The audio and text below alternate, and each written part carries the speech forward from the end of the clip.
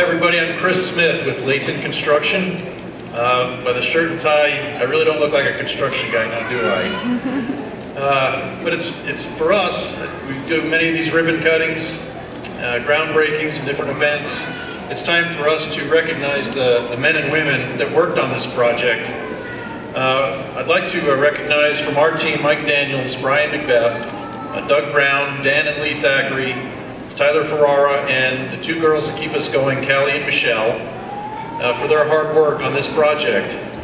When you do a project such as this, it's just a team that comes together to do what seems like almost the impossible. We make it look routine. If I had the opportunity just to maybe share with you some facts and figures about this specific building.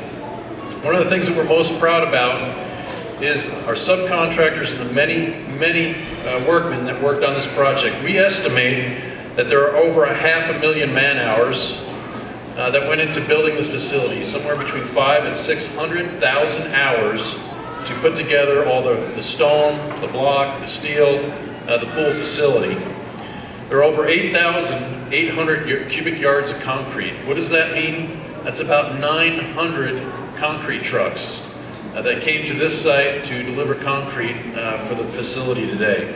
If you look around you, we have this nice home block, and that was made here locally. There's over 110,000 blocks into this facility. You can imagine each man that has to pick that block up by hand, lay that with the mortar, put their level on there, and continue. Even though this is a high-tech business, we have lasers and big machines, it still takes many men and women to put together the project. There are over 400 tons of steel on the project, and you can see by the copper panels that there's a lot of copper. One of the architectural themes was to kind of integrate some of the Kennecott influence in the community.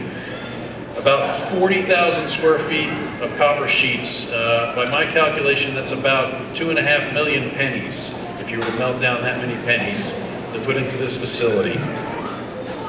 And I think the thing that we're most proud of as a team is that everybody went home. At the end of the job, at the end of the day, all the craftsmen went home. We had no serious accidents on this facility.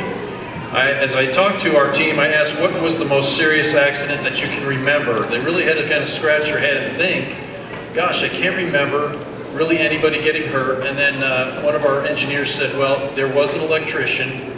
He did slip and fall on the ice and bump his head, and we had to have that taken a look at, possibly a concussion. But it's nice to say when we can work together as a team to bring together such a beautiful facility and to work safely and to make everybody go home. Lastly, I would just like to recognize our working relationship with the architects and the owners. Recognize Burke and Holly from EDA Architects, Jake, and from the county, Ryan, Morgan, and Ron, that our team would like to express their appreciation to you for working with them. And lastly, I'd also like to give you another little factoid before I leave. We're thankful to be working with the Sorenson family that made such a large donation to make this happen. You don't see all the things that the Sorenson family does for our community here. We are also building a J.L. Sorenson nanotechnology laboratory at the University of Utah. This is a $100 million nanotechnology laboratory where science and industry and engineering come together to find cures, pumps, antennas, different things that can be used medically